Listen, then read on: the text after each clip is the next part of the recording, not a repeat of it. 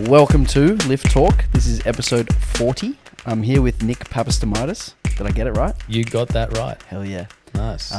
Great start. Today we're going to talk about some pain science, which I think is a pretty cool topic. Before we do that, can you just give a quick intro to my audience? Because I feel like a lot of people don't know who you are. Sure. There will be people who do know who you are, and you've probably treated them. Yeah, sure. But yeah, for those who don't know who you are, give everyone a little bit of an intro. So I'm someone who genuinely wants to help people. And my purpose is to inspire and empower your potential. And I do that as a chiropractor. I do that as a coach, not a strength coach, as a coach for to help people through problems. And the primary thing that I do on a daily basis is work with my team and work with my patients. What about your education background? So I'm a chiropractor, which is a Bachelor of Chiroscience and a Master's of Chiropractic. And I've then gone off and done a postgraduate certificate in the psychology of business and management, which is largely a lot of effort around psychology of leadership, culture, social psychology, group psychology, basically how people conduct themselves and behave. I wasn't even aware of all of this psychology stuff that you'd done Yes. when I got you in to talk about psychology today, which is You very weren't cool. aware of that? I was not aware of that. But yeah. I came in to see you to try to solve my very complex shoulder issue, which I had seen numerous physios for the last few years before I came to see you.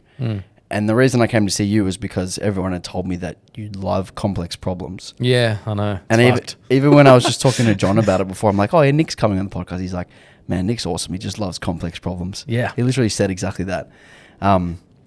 Before we get into the topics for today, I have to ask every guest Yes, of course. about their first interaction with physical culture. Maybe a story that you've got about seeing someone jacked or someone strong and thinking, fuck, I want to do that. Because you do also lift as well. You didn't. Yeah. You didn't put that in your intro. No, I didn't put that in my intro. That's probably the most important part of the intro. Man, so my brother, one of the, I'm 9 years younger than my brother and I shared a room with him. So he was someone that I grew up as my inspiration as a child. And he had a bench in the garage and he would just love bodybuilding. So he'd have pictures of Arnie up as inspiration. So my first interaction with something athletic was Arnie. Can you do an impression? Gym. Hey? Can you do an impression? I feel like everyone could do it. Get to the chopper. Get to the chopper. Sorry. I hope that's good. Sorry, keep going. And he basically, that was my first sort of interaction with physical culture. I would love being in the gym in the garage, and I'd be pumping out the leg extension machine. I'd be too scared for the bench press because I was only 8. But I actually I got my leg quads strong enough as an 8-year-old where it actually flung me. I couldn't lift it because I didn't have the body weight for it. So I maxed out my potential because that's the only thing I did. You needed and one play of those- handball. That's the only thing. Just do leg extensions and handball. You needed one of those seat belts. You know those I needed to be strapped down. Yeah. 100%. Yeah. So anyway, aside from that, my love for cricket started as pretty close to about eight or 9, simply because on school holidays I had nothing else to do except for watch whatever midday TV there was, and most of the time it was the cricket. That's what I was interested in. And then I was like, what the fuck is this sport? So I was just literally watching the ball go backwards and forwards. I don't get it. And I sat there and I just figured it out and understood, oh, that's 4. Okay. Oh, that's 6. Oh, that's 3. I ended up, my first sport that I played properly was cricket. And I played that from the age of 12 till about 24. I was first 11 for school. I was opening batsman. And what ended up stopping me from playing was I was cocky enough to bat without a helmet, which was cool back then. Like I was sweet, because I'm a bit old. And back then, yeah, like, okay, you want to practice without a helmet? No worries, let's bowl bouncers at you. So, yes, I copped a bouncer in the head without a helmet, and I didn't even try to get out of the way. Like I didn't duck. I tried to hook it. I tried to hook the ball, and I lost. And Did you get concussed? I was definitely concussed. I was seeing stars, man. I was delirious. I was cut just above the right eye, and could have lost my eye. I could have died, really. And I'd never really regained confidence again to get back in the nets. It's pretty scary. Yeah. Cricket was the first sport that I fell in love with too. And I remember like being a kid when Australia was in England for the Ashes. And I'm pretty sure the first ball would be around like 8 p.m. And I was like 10 years old and my bedtime was 8:30. So I remember my dad would let me stay up for the first session. And it was always like such a treat to watch. Nice. Watch the first session of the Ashes. That's at least a couple of hours. Yeah. That's good. Good on you, Dad. Nice. So today I want to talk about, as we mentioned, kind of pain science, psychology of pain, that kind of stuff. And I think where this starts in my mind at least, and you can tell me if I'm wrong or not, is the idea of the biopsychosocial model. Yeah. So before we go into that, can you define that and maybe talk about the concept? Yeah. So the biopsychosocial model is a model in which that helps us understand the complex nature in which problems and pain exists. And the bio, I suppose to break it down, the bio is your body. Biology, yep. Yep. Your psycho is the way you think, and your social is your environment. And so ultimately the biopsychosocial model is it helps us organize an array of questioning or an array of inquiry to help us understand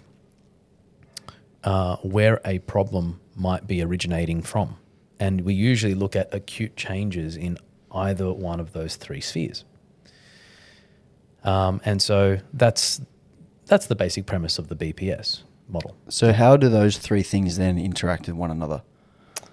So, yeah, great question. In terms of, so we'll go a bit deeper into what they are. So the bio cell, so I break that down into either it's the way your cells work, it's the mechanical forces that you're putting on your body, which would involve either your micronutrients, macronutrients. It would then involve your load in the gym, whether that's acute load or chronic load. And it would then also involve your ability to control and pattern your body in the way that you move. So it's the way you move, it's how much you move, it's your micronutrient, it's your macronutrient, it's your cell health. All the inputs and outputs. Pretty much. Yep. So that's bio. The psycho is, there's two sides of that. The first one is, there's two sides of the first side. Fuck. So might be here a while. Chris, did you bring dinner? Probably need a whiteboard. Nah, it's all good. So in terms of psychology, right, when people talk about things like stress, I'm really stressed. We all hear that a lot, and I know a lot of coaches end up becoming a counselor. There's two types of stress. You've got cognitive, and by the way, this isn't out of textbook. This is just my simplified understanding after listening to fucking thousands of patients talk about stress. You've either got cognitive load or emotional load. The cognitive load is essentially how much have I got on my plate? What am I constantly thinking about? And is the cognitive load beyond what I can tolerate? That buffer or that gap between what I've got on my plate and what I can tolerate is cognitive stress. That's stress. And usually people will say, I've just got so much on my plate, I'm overwhelmed. The emotional load is essentially how many different emotions am I currently dealing with? So is the emotional load that I'm dealing with greater than my emotional awareness and my ability to manage the emotions I'm experiencing. The gap between the load and what I'm aware of and what I can manage is emotional stress. So that's side one to psychology. So the stress is essentially like the surplus in those two things. Yeah, absolutely. The second part of psycho is meaning. There's a lot of esoteric concepts here, like what is your purpose? Why are you here? You know, those sorts of things. When people are a big one is when people use training as an outlet, but then it becomes an addiction of something else that they're actually trying to avoid. We start to enter the world of energy, which is, again, quite quantum. We'll leave that out for the moment. Come back for a second. We'll come back for a different episode, and I might be wearing different clothes. I'll be wearing like some sort of yoga thing. But it's more about your inner reason why. So if you've got good purpose, if you've got good direction, you know what you're trying to do, you know what you're trying to achieve. It's very different to actual thinking. It's more like, it's not logic. It's more from your heart. Mm-hmm. Yeah, it's more natural, right? Just happens. It's innate. Yeah, that's right. People don't know why they have their why. They just have their why, and that's as deep as you should go. And the social. What's happening at home, what's happening at work, what's happening with your friends or relationships. That's the easiest one out of all of them. Mm-hmm. And any acute spikes in any of those, in the biosphere, in the psychosphere, and in the social sphere, contributes to some sort of stress. And stress being strain, which can lead to pain. So how do they interplay? Well, they're completely interconnected. Something that happens in a relationship, in the social model, is going to create an emotional overload. That emotional overload is linked to pain sensitivity. That pain sensitivity is going to be spiked in an area which is physically underconditioned.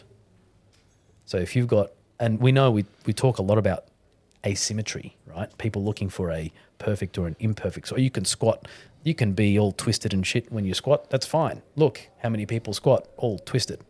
Or look how many people deadlift with a scoliosis and they're fine. It doesn't lead to pain. That's true. It doesn't. In those people. However, it does lead to an asymmetric conditioning of one area over another. So in the event that you do need to load an area that doesn't have the conditioning for it, you combine that with emotional stress. If you combine that with some sort of work event, combine that with physical demands, you may be susceptible to some sort of physical overload that's acute enough to create injury. So that's how they interplay in a long, big nutshell. So how do you then take this information that you've just shared and develop questioning to your patients, or how do you take this concept and then actually utilize it in your work to get a better outcome? So my approach in the clinic is quite intuitive. So I'm essentially listening to what they're saying, but also what they're not saying. I'm reading their body language. I'm looking for hesitations. I'm looking for how adamant they are about one thing over another. I'm looking for faulty beliefs about what they think is causing their problem. Just stop right there. You said what they're not saying. Yeah. Can you go into more detail there? Yeah, like 93% of communication is nonverbal. So I'm looking at how they're sitting. I'm looking at, are they fidgeting? Like how much of their fidgeting is just neuroticism, part of their personality, and how much of it is white coat syndrome of I'm just in a freaking medical health office and I feel nervous about that. And how much of that is them actually avoiding what they really need to tell me? And how do you get that out of someone then? Or you just don't need to? With you just space. And and very gentle inquiry. But most of the time, when there is something deeper and I'm looking dead into their soul, right? I feel attacked. Right. It's quite direct. We've been there. When you're looking into when I'm looking into their eyes, and I'm not saying I'm a lie detector or something. I can just tell that there's more. It's actually okay. Well, we are going into the energy field. Let's go. It's called quantum entanglement.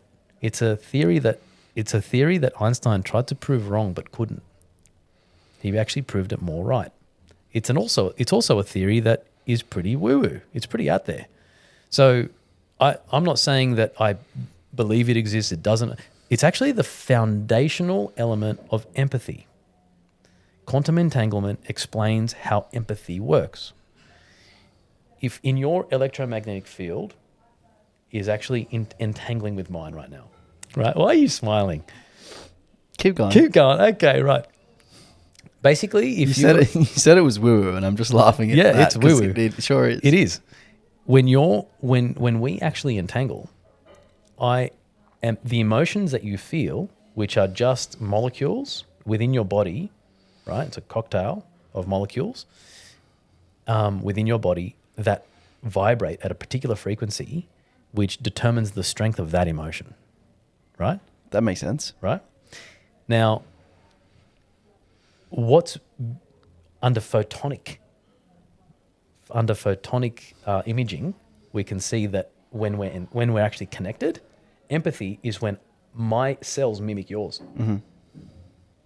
and I can actually feel what you can feel. Right. Okay. That makes sense. So empathy is not. Gee, that must be difficult.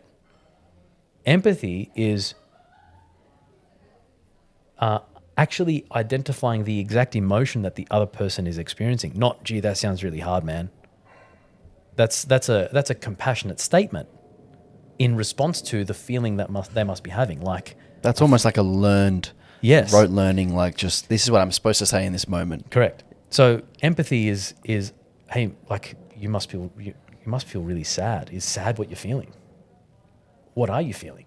And empathy is opening up the door to allow them to express safely so that you can then match. That's empathy. And then they can feel that you can feel what they can feel. That is how people feel heard. Then you repeat, like they know that you can feel it and you said it, which means you must know. That creates connection. Interesting. What I also wanted to ask you about the things that people aren't saying is more than just like the body language part of it, but like when people speak around what they're trying to say. Yeah. How do you deal with that? Like if someone's just avoiding the actual thing that they need to tell you, they're just like kind of skirting it. You go with them. You skirt with them.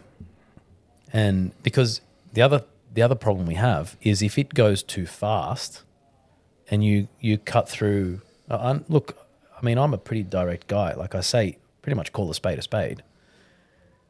However, what I've learned in my career is if I do that at the wrong time or I do that too quickly or too abruptly or whatever else,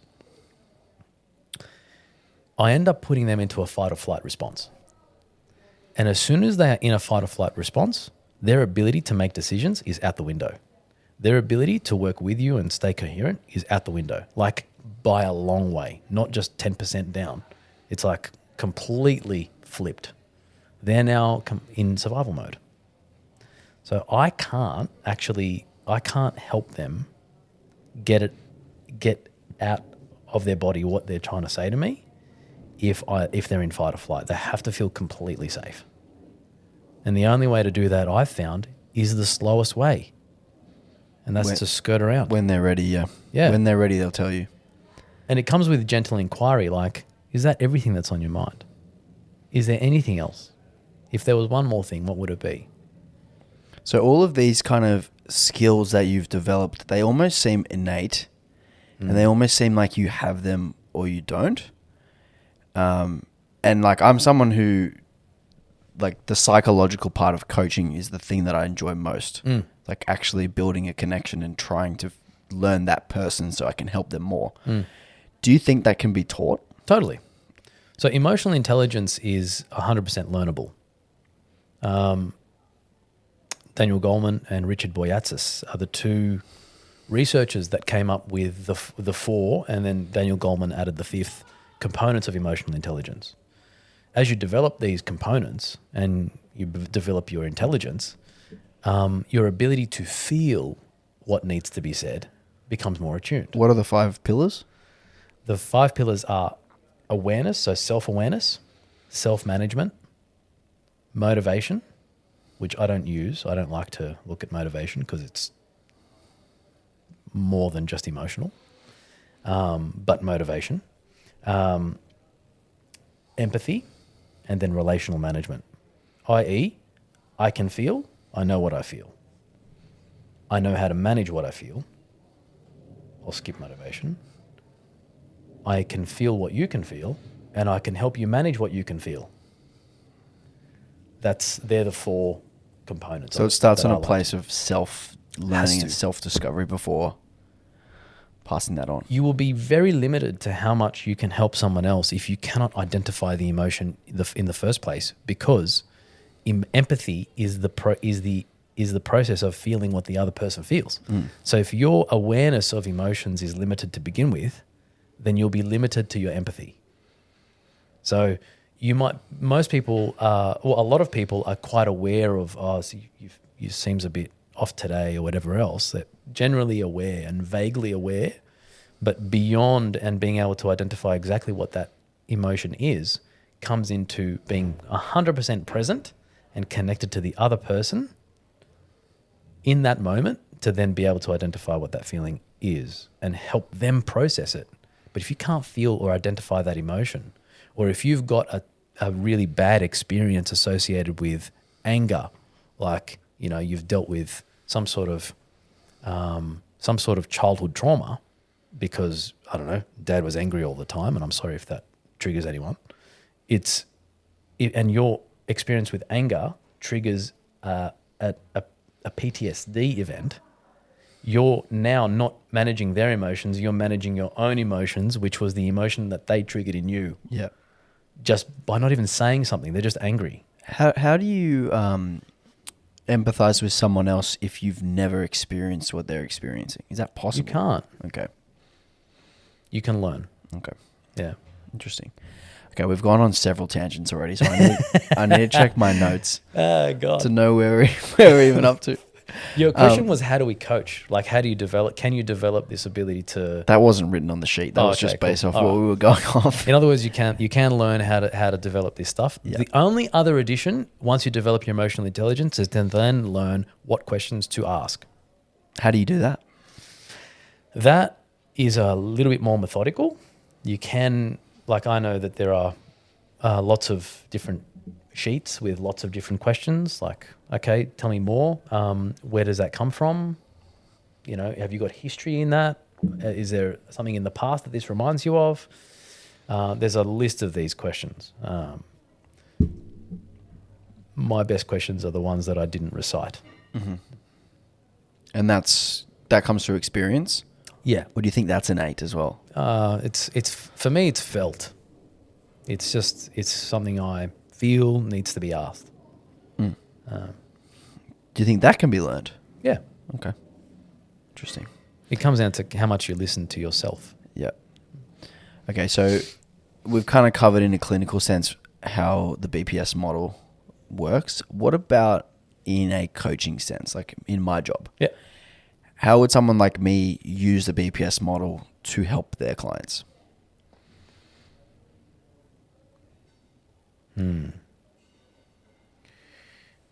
It comes down to awareness.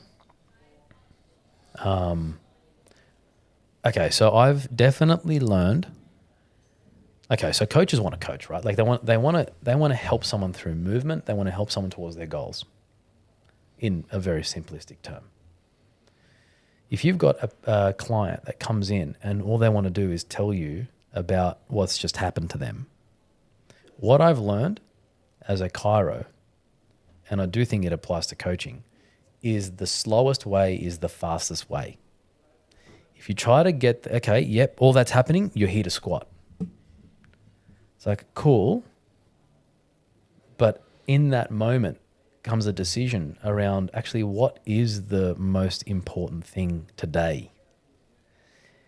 Now, if you're training someone, see, it's also dependent on the program and where that sits in the macro cycle of competition, where they're at in, like, is this a track record? Like, are they just serial? Like, do they just want therapy all the time? Is this what they want? They need a psychologist, maybe, right? So it's very, very context dependent. But if they're coming in with something that is unusual, they've had something go on and they need to talk it through, sometimes the best session is the one they don't do and the one that you just sit there and listen to them. Because as a coach, it actually comes down to understanding where that person is, what point B is. So point A, what point B is, and what the best way to get there is. And if point B is unrealistic on that day, then that's the wrong point B. Yeah, point B needs to be changed, yeah. Yes. Yeah, I think that's a really good example because in the BPS model that you explained, these things interplay with each other. So if someone's stressed about something in their social, they come into training, and now you overload them with stress with the training session, which might be a regular training session for them, given other things are in the baseline. Yeah, now they've been pushed over. It's actually not a regular training session at all. Yeah, exactly right. Now they've got this massive overload in the physical system. Yes. And that's where we run into issues. 100%. Yeah. The other part that coaches, I would suggest, need to take into consideration is, and I've never, in terms of squat, bench, dead, done plenty of that, right? But when it comes to my style of training, I more or less do functional type of training. So I'll do Metcons. Now, if I've had a stressful day, I'm not going to do a movement that is high skill. I'm going to do a movement that's either machine work or I'm going to do something monostructural, like get on a rower and just... mindless. Like stop concentrating. Like you've already your cognitive load is too high. So like just do something you don't have to think about and just go hard enough that you breathe heavily enough that you forget about, or at least dust it off. Yeah. So I guess what you're saying is when we encounter acute changes in any of these three systems, we need to adjust. Yes. Usually. Yes. Yep. The only caveat that I'll probably add here for coaches would be it depends on how close to game day to competition day it is. Or it depends on whether that athlete has a track record or some sort of fear of failure thing happening for them, which the perfect example of fear of failure playing out is when you consistently get injured 3 weeks out. If there is a 3-week out deadline that your brain knows, you know what, I'm going to have an excuse up my sleeve that if I fuck this up, I'm going to blame it on my shoulder, right? Or blame it on my knee or blame it on my ankle or whatever. Looked right at me when you said shoulders. Yeah, sorry. that was, didn't mean it. Like that is a perfect manifestation of fear of failure. So then what's the coach's role there? The coach's role there would be, okay, then fail now, go. And essentially it's that might not be the best approach in that moment, but what I'm trying to say is the approach changes. However, if they've got an issue with, they've got to get rid of all the distractions out of their head because they keep getting distracted on game day, then they've got to learn to have the grit in this session to be able to get through exactly what they're supposed to do and execute despite all of the things they're going through. So in some instances, it's actually important to go the slow way because that's the fastest way and be flexible with the person. And in other cases, in an athlete that lacks grit, it's actually the most important thing to do to teach them to perform irrespective of what's happening in their lives. It depends so much on the athlete you are dealing with. Because it's empowering for someone like that to have all of those doubts, and then do the thing anyway. Yes. Break through that, I guess break that cycle of failure or disappointment or whatever, and then come out the other end. And how's that next competition prep going to be? They're not going to have that anymore. Those walls are going to be down. It's going to be flying. They've got a different level of grit now. Yeah, I think like when it comes to being very close to comp, a lot of lifters put really high pressure on themselves, massive expectations. In that kind of a context, what would you say is the best thing to do for their psychology? Would it be to perhaps push them to the point where they, miss a lift that they really want to hit? Or would it be best to pull them back a little bit and, say, you should be happy with that because that's what you had today? Because that's a pretty common thing that comes up in powerlifting. What's coming up for me now is that, like, I've got to put a caveat here. I'm not a psychologist, right? And this is where that question probably borders on sports psych. And I think it really depends. I think the answer depends. But it does border on sports psych, but these are the kind of decisions that coaches have to make in the moment. Like, it's so, do we go up by 15 kilos and we risk a miss and risk someone being very disappointed 1 week out from comp? Or do we go up 7.5 kilos and perhaps they're not happy with that number, but they won't miss? So it's like, in both scenarios, that lifter could be disappointed. But it might motivate them in one and then demotivate them in another. Exactly right. And you could make the same decision for two different people. One might be happy, one might not. Very interesting. It is very interesting, and I think that there are so many different. Because it also depends on their past history. It depends on what motivates them. It depends on how competitive they are. It depends on their willingness. What I know, though, is in an athlete that lacks grit and resilience, they will always err on the side of demotivation. And especially if there's no debriefing, right? So I use a framework, a debrief model. It's not my framework. It was actually by the Air Force. Debrief is result, reason, response. Okay, what's the result we got? The result was we missed the lift. Okay, what are the reasons? Start listing the reasons. And knowing the reasons, what's the response now? That is funny because that's exactly how I talk to my clients after a session. Amazing, right? And that process allows people to to get really objective about what the result was. I think the only other thing that I'd add is that there's got to be a bit of a psychological component to that. Is, how do you feel about today? I feel shit. I feel sad. I feel angry. I feel whatever. Disappointed. And then ask them, okay, and what does that mean? That means that I'm not going to compete well in 3 weeks because by now I should have peaked. Okay. And what evidence do you have that is true? Nothing. That you won't compete well in 3 weeks? Zero. Because it fucking hasn't happened yet. So what should you do now? And so, yeah, it's just a matter of understanding that if people get demotivated, it's probably because they need to build grit, but there's more to it than that too. Yeah, and that same line of questioning can happen like on a competition day. Squat's obviously the first lift. Let's say lifter misses their final squat, comes off platform disappointed. Fair enough. You have every right to be disappointed. You trained hard for this thing. You missed your attempt that you thought you were going to get or that you thought you could have been capable of. You didn't get it. Yep. That's fine. Feel that feeling for a second. Now what can we do now? Can we do anything about that squat now? No, we can't. We have to do bench press. Yep. What can we do for our bench press? All the shit that we've been practicing in training. Done. Move on. That's it. Yeah. And I do think that for those that struggle with the emotional stuff or they just don't feel like that they're an emotional person or they just shut it off, that's cool. But the most common issue I see is people move past the emotion too quickly. It doesn't take that long.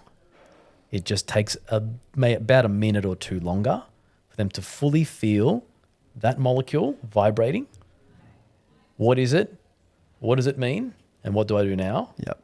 And it just takes a minute. It doesn't take 5 seconds. Yep. It takes just a bit longer. And in that sort of scenario, I would actually usually leave my client alone Yeah. for a couple of minutes. Let them some get space. the emotion out, give them some space, then go have that debrief. Also, if they're having, one thing I've also learned is the best way to hold space for someone is not necessarily to touch them.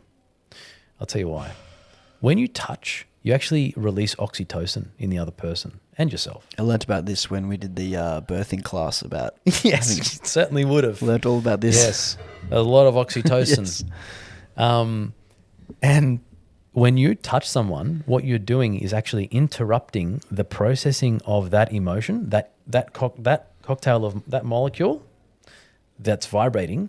You're now interrupting their sensitivity to that by actually spiking oxytocin. You're actually also suppressing whether or not how that feels, right? Do they like that feeling? Do they not like that feeling? It's actually being trumped by you touching them. So if you touch them, that's not holding space. That's not showing them that you care. That's actually the worst thing you can do for them, because now they don't get the opportunity to feel their feelings, which drops their resilience, drops their grit, and now every time they feel sadness, they need a hug. They don't actually need a hug. What they need is to fucking feel sadness. Yep. Yep. Totally. Okay, we're gonna have a quick break because I need to go to the bathroom. This fucking happens every episode. I would love it if I didn't have to edit once. All right. Where were we? Nick, where were we? Yeah, I'm back from my bathroom break. all good. No, I've forgotten where we were. I've been percolating. No. Please continue. Where were we? That's what I'm asking you. No, you first. No, Nice, you've done it before. no, you Yeah. hang up. Okay, bye. I actually don't remember where we were. Doesn't matter. All right. Let's move on to the next topic then, because I can't remember where we were. That's okay. I think we went well and truly down that rabbit hole. Okay, good. Yeah. I think I messaged you earlier, like, we're going to go down several rabbit holes, but here's like a few topics. Yes. When I read your topics, I was like, this is going to be wild. Yes. Yeah. So I hope it has been. So the next topic is pain. And I think we'll probably actually just do just this topic and then cap it there, because a lot of the stuff in the final topic we've actually already covered. Cool. So, Awesome. all right. So how much do we actually know about where pain comes from? Oh, great bloody question. So we know that pain is a protective response, is a protective experience. It's an experience that exists as a product of processing a whole bunch of sensory inputs from the brain, from the body. I feel something, I get an input, goes up to my brain, the brain processes that. It's like, where is it? What is it? How strong is it? What does it mean? What's my environment? Tell me about it. Have I got history in that area? And whether or not I've got red lights, yellow lights, or green lights around those questions, I then determine, or the brain determines for me, whether or not I need to protect myself. If I do, then I'm going to perceive pain. So that's what we think is happening. And I always say think, because every 10 years the research changes completely. Or well, not completely, but it evolves a lot. And so that's what we think we know is always up for debate. So what has changed then in the research recently? Recently, I'm not 100% Or sure. in the last 10 years, maybe? I think the we've always known that pain doesn't equal damage. We've known that for a long time. We didn't always know that, but we've known that for quite a while. But I think what we've learned is that MRIs and the tissue that we've got, it's the concept of sensitivity that's probably emerged. And the concept of sensitivity being, I can have a sensitized structure without any MRI findings that still hurts. And it actually started with, well, the first time I came across that was when I was researching or trying to understand tennis elbow or pain on the outside of the elbow, where it would present as an inflamed tendon. It would present hot. It would present swollen, tender. Get an MRI, completely clear. It's like, how could this be? How could it be that this person's elbow presents in such a way but actually has nothing on the MRI? Same thing as plantar fasciitis. People that present with heel pain, again, feels swollen, feels hot, feels like glass is breaking in there. MRI is clear. It's like, how can we have pain without injury? So for a long time, I think we didn't really understand the concept of sensitivity, but I think we're getting better at that now. And it just comes down to, well, what's your volume dial on the sensations that are coming in? What are the other inputs that are contributing to the input that just happened? And I explain this to patients as it's a small pebble with a big splash. Why are we getting a big splash? And the why is the BPS model. And why BPS has emerged so much is because, well, that's what amplifies signals. The BPS is the biggest lever for amplification of signals. So if you're dealing with something in the social, Yeah, that amplifies pain in physical. possibly. Okay. Yeah. So what's emerged is the concept of sensitivity. So how about the other side of the coin with the MRI thing? What if you have something in your MRI that says there is damage, Yeah. but there is no pain in that area? Yeah. And that, again, it comes back to the concept of sensitivity. It's like, okay, well, that means I can have an injury, I can have tissue damage, inverted commas, but I don't necessarily have sensitivity. So if I then manage all the things that drive sensitivity, I might actually have no pain. So How does that then get confusing if you send someone off for a scan, yeah, they've got damage, but that damage isn't responsible for the pain that they're getting? a slippery slope, man. How do you know? So it's a perfect example of a case I looked at this morning, and I had to deliver some news that was hard for the patient.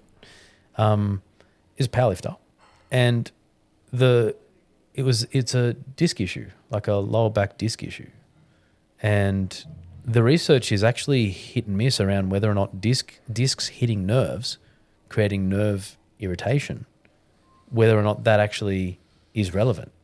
So there's a question there to begin with. But when I'm seeing a set of symptoms, a set of signs where the patient is presenting with, I am complaining of back pain, leg pain, and weakness, and the signs they've got is their slump test is positive, they've got signs of instability, and they've got intermittent, so acute on chronic, keeps on coming back, right? I'm there going, well, I could treat this, or I could see if we've missed something diagnostically and see if what we're seeing on the MRI matches up with what their symptoms are.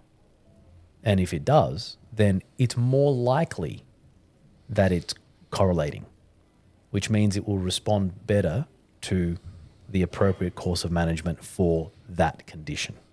Mm-hmm. However, in the event that it kind of does, kind of doesn't, that's the problem with getting a scan. The problem with getting a scan is that it brings tissue damage into the equation, but doesn't always correlate. And actually, it's showing that it decreasingly correlates with what patients experience because of the concept of sensitivity. And further along, we are seeing that what we're doing is grossly psychological. So with the concept of sensitivity, how would someone actually desensitize themselves to pain? Amazing. You look at what your triggers are, or you have to do a bit of a life assessment.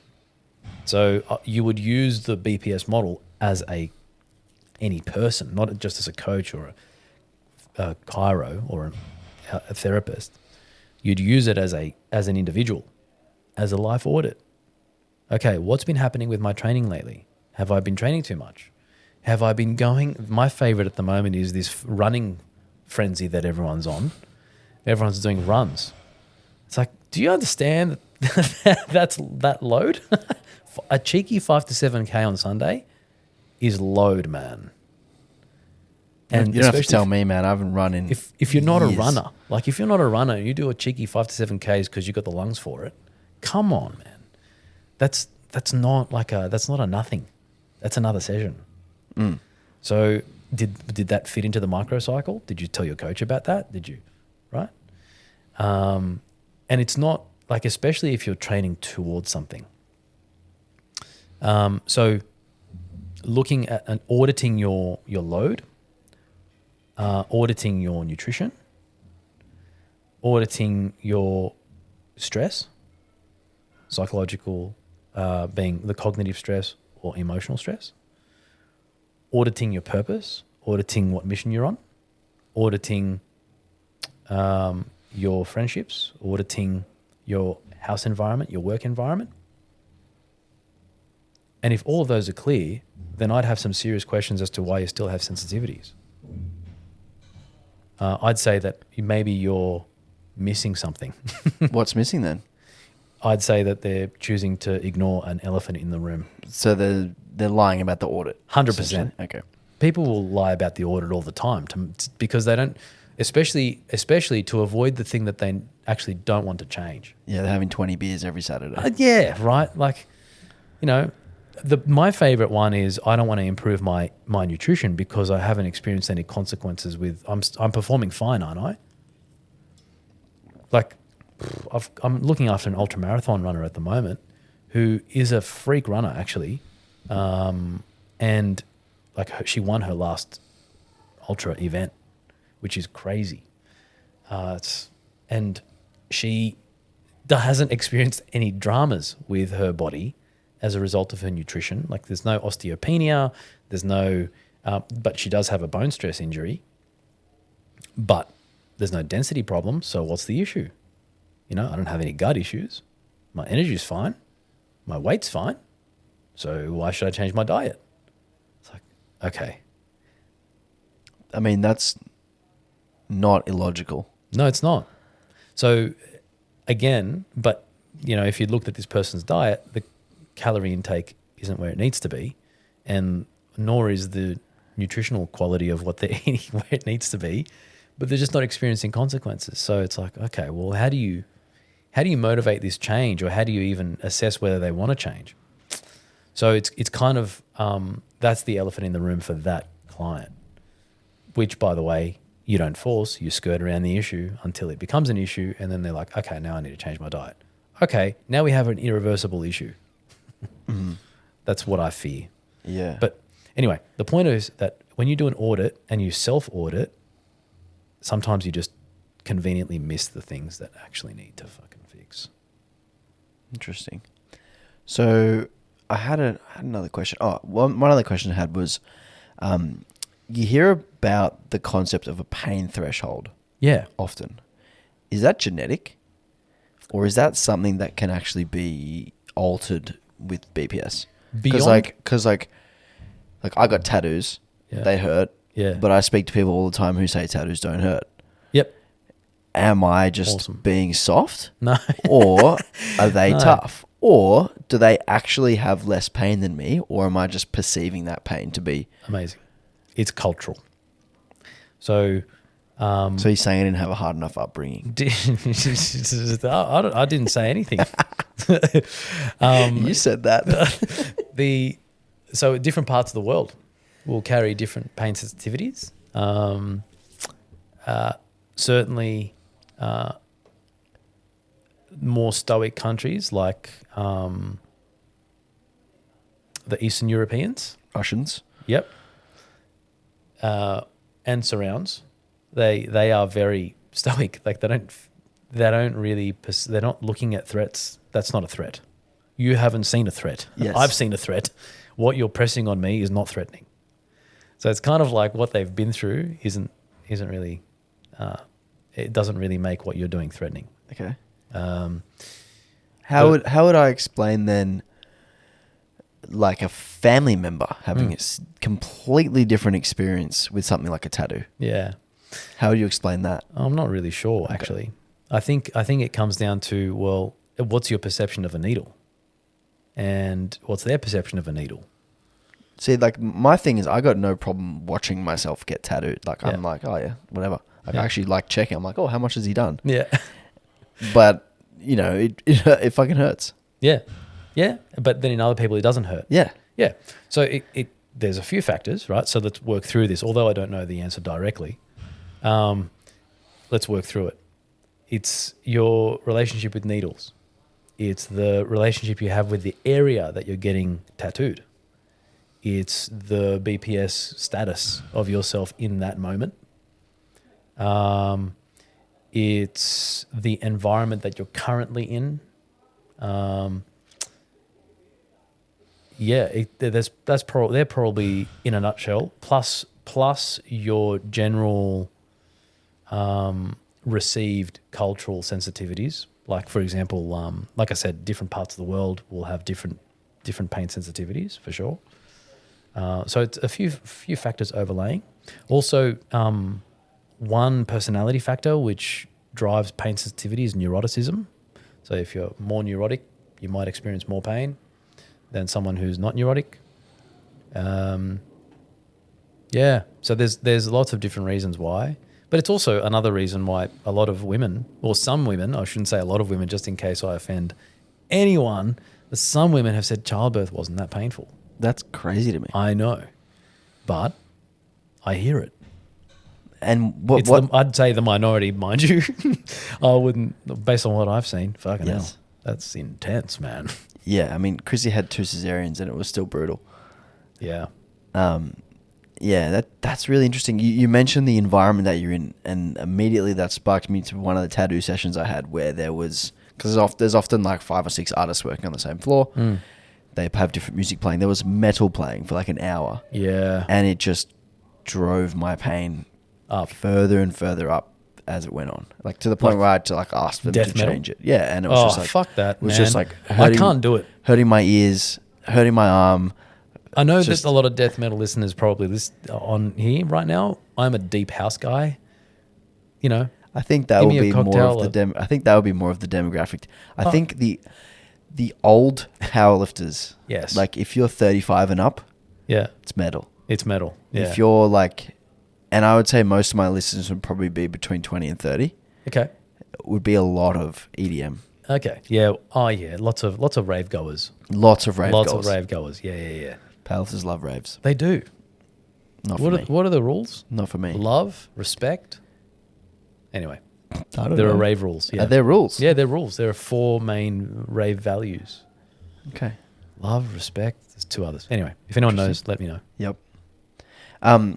Okay, so that brings me to the next question, which is how much of pain is like manufactured by our brain or almost made up, and how much of it is actually physical, like you pinch yourself and you can actually feel Yeah. the pain?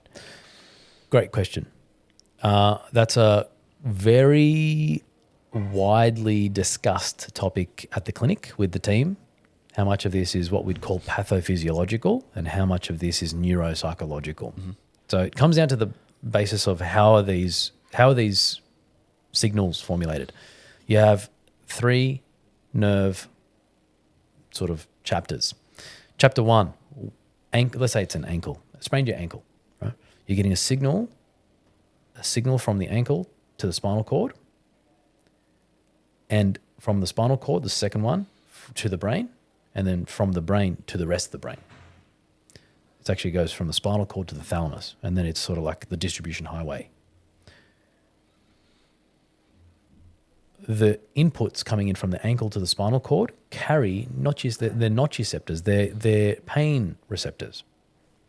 And those pain receptors, they're specific fibers that carry pain signals, or that they're signals that the brain would interpret as threat, injury, damage. And those having those being sent off trigger the immune system as well.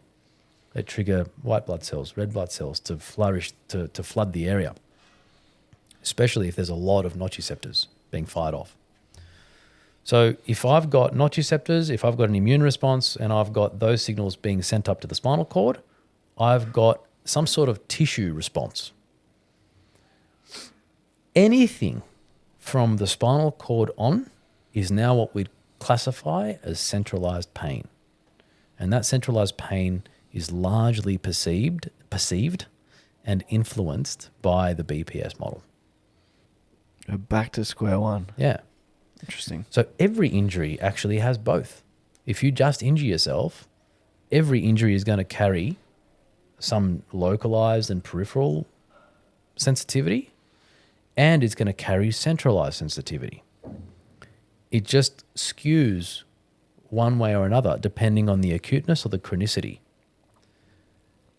So it's important for any coach or therapist to just be aware of what phase this person's in. Are we dealing with an injury that's tissue-based, or are we dealing with an injury that's in the brain? So if something is more chronic, I would assume that's something that's more in the brain. Correct. Because it's something that that person has dealt with for a long time, and it's pissing them off. It's annoying. They feel like a 0.5 out of 10 pain, and in their head they make it out to be a 5, a 6 or a 7. That's right. So what we mean by chronic, because you can have an ACL reconstruction be post-operative, but that takes a year. Does that mean it's in the brain? I mean, it is, but there's also a process that goes with that. There's also the physiology of the tendon and the graft and all that sort of stuff, right? So to be technical about it, I don't like to use the term chronic. I like to use the term central or peripheral. And they're not terms I use with patients. They're terms that I discuss, really. But if you've got an injury, like an ankle sprain, that has now surpassed the tissue time of healing. It's now gone beyond 12 weeks. It doesn't matter how minor or major the ankle injury is. If it's 12 to 16 weeks past the injury date, it's likely that the tissues have probably healed in some way, shape, or form. There's probably no more injury happening there, yet it hurts. And the question would be, why? There's probably some mechanical factors where there's some irregular or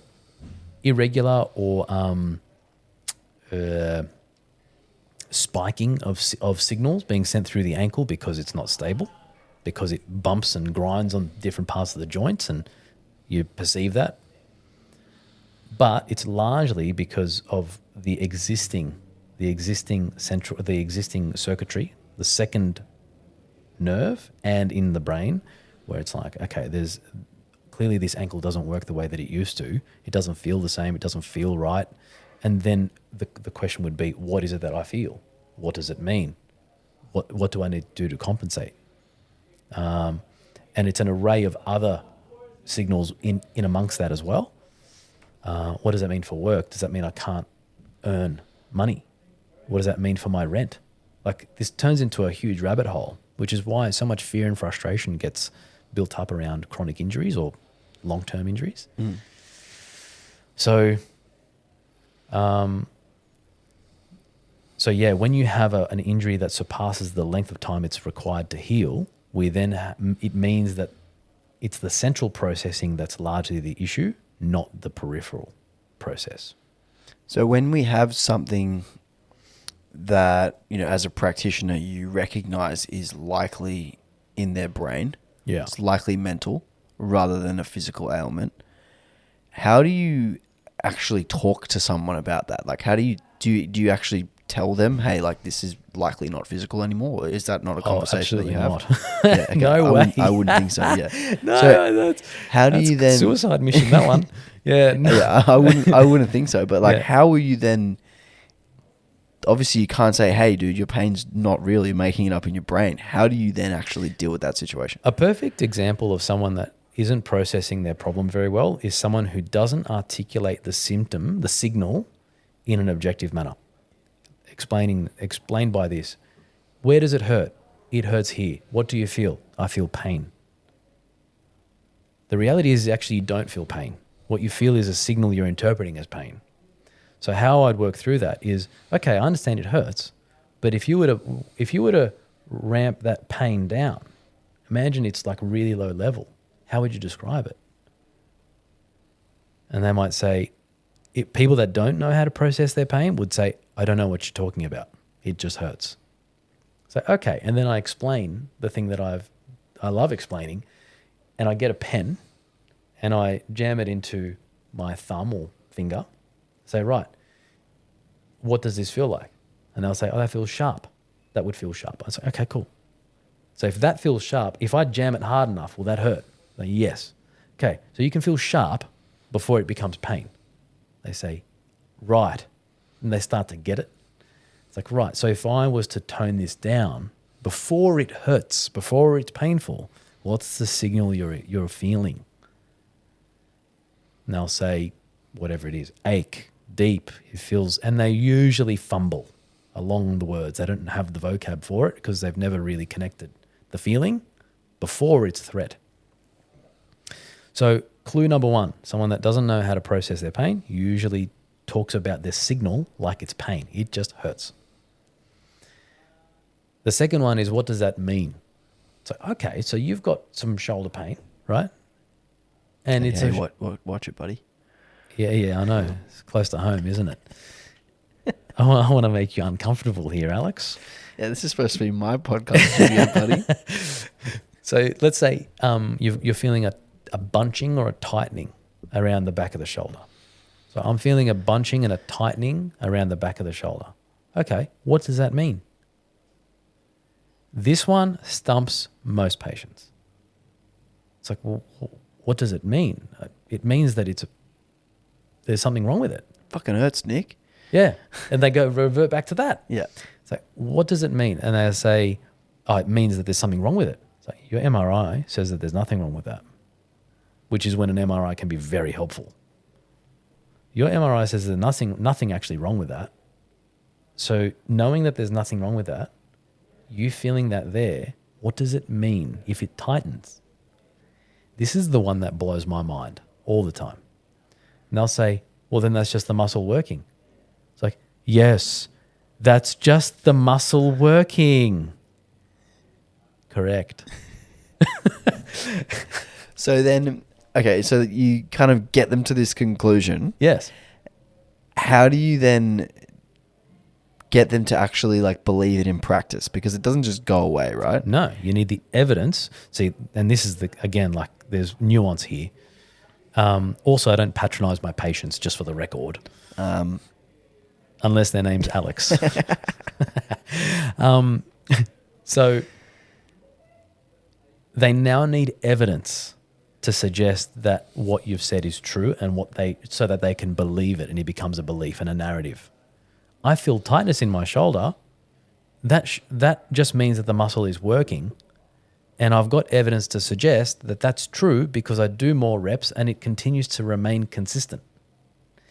There is a sensation of tightness that can start to peak, and when it peaks, and it doesn't feel the same as the other side, that doesn't add up for them. So they're like, yeah, but no, it does feel tight. It does feel like muscle just working, but it doesn't feel the same as the other shoulder. And what they're actually going through is an appreciation of exactly how does my shoulder work. They're getting to know their shoulder. They're getting to know that body part. And that is a crucial part of them actually learning how to compensate for their shoulder. Because really, when you've got an injury that affects the integrity of a joint or a muscle, the chances of that muscle working perfectly again, or the same way that it used to as before the injury, is less and less likely, right? So all we're doing is helping people compensate better all the time. So it really just, once they learn the nuance of their own shoulder, they can start to receive more signals that are healthy from their shoulder, and then they can start modulating the output to the shoulder and changing their behavior around what they feel, not just protecting themselves from pain all the time. So that's, in a nutshell, the process that I go through. It is more drawn out than that, especially when it comes to the reps. They got to do reps. How does that feel? Debrief every rep. Okay, did that one hurt? Actually, no. Okay, why? Oh, do another one. Okay, that hurt. No. Okay. At which point is it supposed to hurt? Sorry. And they'll say, oh, it should have hurt, or maybe when I do it heavier. Okay. So then they try to be critical about the process, and then they're like, holy shit, it doesn't fucking hurt. Or it continues to hurt, and now they've got evidence to suggest that it doesn't hurt on a low threshold, it hurts at a medium threshold. So that's when training indications come in. Got to talk to the coach. They can do low threshold, so high reps, low weight, endurance-based work, horizontal press, single arm. Nothing heavy, nothing moderate. And the coach is very clear. It's like, okay, we've got to do that. That's the limit. The coach needs to know that. Interesting. So when you were talking, it kind of sparked another question, which is like, how do we know, this is something that pops up a lot in powerlifting. It's like, how do we know that we have an injury that can't be pushed through versus something that we can train through? Like, what is the differentiation between those two things? And the way that I envision is like, one is a niggle, something that kind of just pops up. It's like a little bit frustrating. We can still train. And then the other one is an injury where we actually have to modify the training. How do we differentiate between those two things? Is that something that you leave into the hand of the athlete? Is that something that the coach has to decide? Like, how do we go about dealing with that? Yeah. The niggles, especially if they're recurrent. Like if someone's just come in and say, oh, you know what, today my knee is just a bit niggly at the front there. Okay, cool. Let's do some sets and see how it warms up, right? They'll get into it, and usually if it's some sort of niggle, it'll probably stay at some sort of like 3 or 4 out of 10 low grade something signal, right?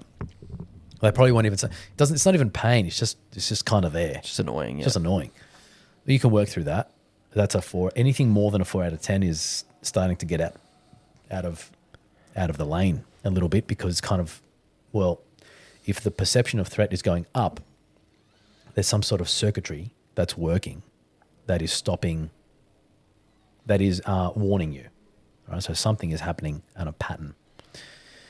The only other time that I would so anything more than a 4 out of 10 is probably like, just stop and listen. Okay, because that sparks another question. Yeah. I have lifters who will tell me that things are like an 8 immediately. And I'm like, whoa, 8's like, bro, you've broken your leg. Yeah. How do you then use those sort of number scales when people's scales can be so skewed? Yeah, that's awesome. If someone says to me an 8 and I don't believe them, that's every time someone tells me 8 or 9, I'm like, yeah, come on. My next question is, tell me more. Tell me more. Tell me what you're experiencing. Yeah, like your face didn't even wince. It's not an 8. Yeah. It's like, okay, what else is going on? That's when I'm like, okay, just pause for a sec. Okay, if you're an 8, you're not going to train today. So I need you to tell me more so we can understand, so we can make the right decision. If you're an 8, man, you need to go to the emergency room. It's pretty bad pain. 8's brutal. 8, yeah. Like if 10's childbirth and 9 is like you've cracked your femur, like 8 is this universal, the universal chart, we call it the visual analog scale. The visual part is you're supposed to have like a face that's corresponding to each number. So obviously 0 is like happy face, and 10 is like completely eyes crossed and shit. literally dead. Yeah. And the reason they use the faces is because facial expression is the most universally recognized in human behavior in the world. So it's the most consistent across the board, which takes away people's perception of the number, and it makes it more about the face. This is such an interesting idea, because this has nothing to do with pain, but when I look at training videos from clients, looking at their facial expressions is really important, because it shows how much effort they're giving. That's up here, how right hard there. they're trying. Yeah, like literally right there. It tells 100%. you. And if you don't get training footage from someone and they just fill in their sheet, like we're not just looking at like, bar speed, technique, deviation, blah, blah, blah. Like I'm looking at body veins. language and that stuff matters. Yeah. Anyway, go back No, to it definitely matters. It definitely matters. If you're not looking like you're trying, fuck. Yes. So that's scale. the visual Different people's analog scales, scale. yeah. So if you're seeing a face that doesn't represent the number, I'm be like, okay, tell me more. What constitutes your 8 out of 10? Tell me how you feel, what you feel, where you feel. What about those people who underrate their pain? Because, elite powerlifters push through crazy shit. The podcast we did with Stephen Day, like he fucking cracked his arm bench pressing because he was in so much pain and just kept warming up and literally cracked his upper arm. Yeah. How do we deal with people on the other end of the scale? This is also where the athlete needs to take some responsibility here too, right? Yes. Like you can only coach. The purpose of coach. So there's coaching and then there's programming, right? I don't need to tell you this, but programming is not the same as coaching. It's a small part of coaching. Yes. Coaching is all about helping the other person unlock their potential. Coaching is a complete psychological paradigm. Now, in order to help the other person through their barriers, they need to participate in an honest manner. So if they know what their goal is, their point B, and the coach is there to help unlock their potential, and they are lying by putting on a good face, like a brave face, but they're actually an 8 out of 10 or a 9 out of 10 because they've broken their arm, then you're not actually participating in the coach-client relationship, coach-athlete relationship. So what can the coach do in that instance to get the athlete onto their page? Depends on the values system of the coach. So for me, open and honest communication is a crucial part of my ability to help you. So if you're not going to be honest with me, I may not be able to work with you going forward. The coach needs to be willing to let go of the client. You don't understand that we have a goal. I like working with you. I like you as a person, but I don't know if I can work with you if you're not actually going to tell me the truth. So either you're going to start being honest with me or we're not on the same team. Because it's a reflection on you. It becomes a reflection on you. If they get injured, if they don't progress because they're not following your plan, that is a reflection on you, regardless of whether people understand whether they've followed the plan or not. I had a patient who wanted me to basically, she had a shoulder problem, older lady. She had a shoulder problem, and what she wanted me to do, she said it feels like it needs to be pulled up into this stop sign position and it needs to be yanked. I was like, well, that's unfortunately going to dislocate your shoulder. So I'm just simply not going to do that. I don't agree. And she's like, well, I think that that's what it needs. I said, it might be, but this is where you and I may not be able to work together. That's not my approach. Don't ever change the way you coach. Or it's one thing to be moldable, to help the athlete get the best outcome, but never ever cross your own values because they're fundamental beliefs. That's changing who you are fundamentally to appease the client or the athlete. It's unacceptable. I might have to fire some clients after this podcast. Look out, man. Look out. I'll be making some phone calls. But it's the importance of values. It's the importance of values. Yeah, make some phone calls. Chris is the first one. Yeah. Some of the stuff we just spoke about there is kind of where I wanted to close out the podcast. And I just got reminded of this Instagram post that you made about 2 like powerlifting archetypes. Oh yeah. I literally just popped in my head. I don't know why I didn't think of writing this down. Yeah. Give me the rundown on these 2 because this is good. Oh man. Okay, so you've basically got the neurotic type, the over analytical, just fucking thinking too much, man. And then you've got the just beefcake, the caveman, the caveman, monkey grip, fucking lift that shit up. I see them both in the clinic. And they both have their strengths and their weaknesses. I am yet to see someone who's perfectly in the middle. Sorry, it's not you, Alex. It's not you. I feel like I definitely used to be further in the caveman camp, and I've gone more neurotic recently. Look, the skill in the neurotic type is to be able to blank out the thoughts and just lift and trust their body, trust their skill. Look, I've got to say it because it's true. The only person that I've met that can park their neuroticism and fucking blank out and lift and execute to perfection is Matt Bartholomew. It's the only person that I've been able to witness that can just do that. Now, look, my powerlifting, the people that I watch might be limited, but I've seen a lot of people squat. And that guy, his execution is second to none. But there's a lot of thought that goes into that. So he's also not a caveman. So he's definitely, sorry, Matt, you're getting pinned to the post here, but yeah, you're probably more on the neurotic side. Yeah. But I'm curious, as a practitioner, how do we use these archetypes to change the way we deliver our service, or do we at all? You certainly don't want to make someone that's over analytical become a caveman.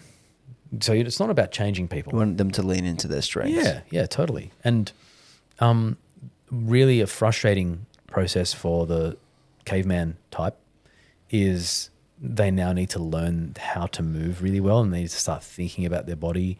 It's really frustrating for them because they just don't do it naturally. They just want to lift.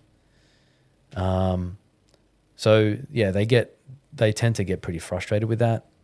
And then the neurotic type that overthink and they let that take control of them, they tend to feel every speck of their body. Like they feel a signal here and I'm feeling this here and I'm feeling this here and this here. And half of that just needs to be ignored, which is what the caveman does. So they kind of need to learn each other's strengths a bit. And so it's not about changing them. They're always going to gear one way. But it's just about teaching and building the weaknesses that are bad enough that are causing injury. It's funny you mentioned that because I actually think like I am caveman when it comes to deadlift. Yeah. And then like perfectly in the middle when it comes to squat. Oh, okay. And then perfectly neurotic when it comes to bench. Yeah, look, especially if there's like a skill, if it's not a movement that you're as proficient at, like if the bench is something you really need to think about a lot. Well, that's exactly it for me. It's shoulders, it's been the one that's caused the most pain, and it's been the one that I've had the most issues with developing my techniques. I've always had to think so much about it. Would you say where would you say if 0 is not neurotic at all, 100 is, I don't know where to look. Where would you say you are? For what? For bench press? No, in general, as a personality. Pretty close to the middle. Center. Yeah, so some neuroticism. Yeah. Yeah. So I'm the same. I'm like, I think a 56 I scored.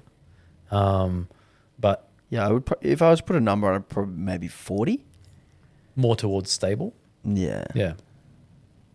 Stable is it really throws neuroticism under the bus. It's like, well, you're not stable. It's like, no, these people are stable. Fucking hell, relax. Psychology is brutal. In that case, yeah, like which parts of your neuroticism does bench press bring out? I think just because of dealing with so many issues in my shoulder since starting, it's always been like, okay, if I move my elbow 3 degrees further this way, it doesn't hurt. But if I misgroove it by a tiny bit, it does hurt. So it becomes like this like never-ending loop of like, must do this right, otherwise it's going to hurt. And then it does if I don't do it wrong. And then it's like, oh, fuck, I got to get back to that. You know what I mean? It's just like that constant thought. Yep. It's definitely gotten better recently because I haven't had any pain in a while. Good. But yeah, I don't know if it will ever completely go away just because the history. Just the history there. The history there, yep, totally. Whereas like a deadlift, I think would probably be the lift where most people have had the most pain. But for me, it's the lift I've had the least pain by far. Like I've literally never hurt myself deadlifting. Yeah, so you got green lights everywhere. So it's just Yeah. switch brain off you go. Mm. Which I think is interesting that like, yeah, you fall into these two buckets, but for other people, it's like one lift isn't, and you know, it's interesting. I definitely, and you know, like some people can be, like a really common trait with extroversion versus introversion. So people that, and a lot of people are in the middle, and they get pretty confused. It's like, well, I am extroverted, but I don't like group scenarios. And it's like, well, which one am I? It's like, well, it actually depends on the context, especially if you're in the center somewhere. So, yeah, it might be that you feel threatened by someone who's totally extroverted, and that actually brings out your introvert. You're describing me. Oh, yeah? Yeah. Actually? Yeah. Oh, there you go. Small I groups. feel like I've just been small groups, love it. 1-on-1, love it. 1-on-2, love it. 10 people in a room, nah, too many. I feel like I've just been highlighting all your issues in this. Hey, issues is a rough way of putting it, Nick. Sorry, characteristics. For you, they're interchangeable. Only joking. Dear. I'm only joking. Now I have to go see the therapist. Yeah. All right, let's leave it there then. I Yeah, guess. yeah. What a way to end it. We're not gonna post this episode. You've just upset me. It's been deleted. All right, thanks for joining me, man. That was really fun. Last job for you. Where can people find you? Sure. When's this going out? Chris, Monday. Awesome. Monday. So on December 6th, we are actually running a community care day at our Norwest clinic in Sydney. The community care day is a day that we are giving back to the community by providing completely free of charge treatment. Completely free. I've actually closed my other 2 clinics to allow for it.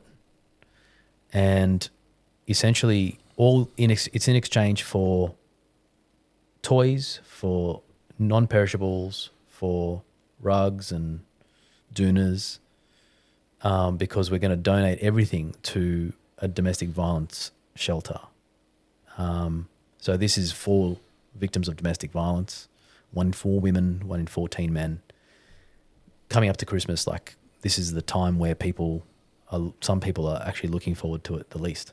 And traditionally it's a festive season full of celebrating and laughs and love. And it's just not the same for them. So December 6th, Friday, we are treating people for free. So you can find us there at Perfect. Norwest for free. Awesome. What about your social medias and all that stuff? Yep. Look up Balance Health Performance or Nick Papastamatis. And feel free to DM me, contact me however you like. Happy to chat. But there'll also be it's a pinned post on Balance, December 6th, it says. I'd love a lead form. I want to treat you guys. Awesome. That's such a great cause. Thank you. All right. Thanks everyone for listening, and we'll hopefully catch you next week.